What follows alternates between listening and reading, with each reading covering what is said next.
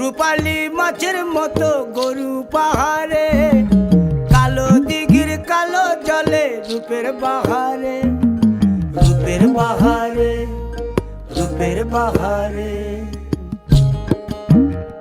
ও তোর ভোরের সুরুজ,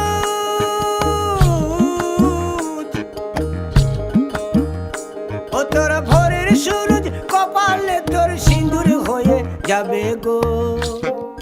কারো দিকে নজর লাগাস না। ও 30 টাকা কেজি মাছ বাবু ভেয়ে খাবে গো।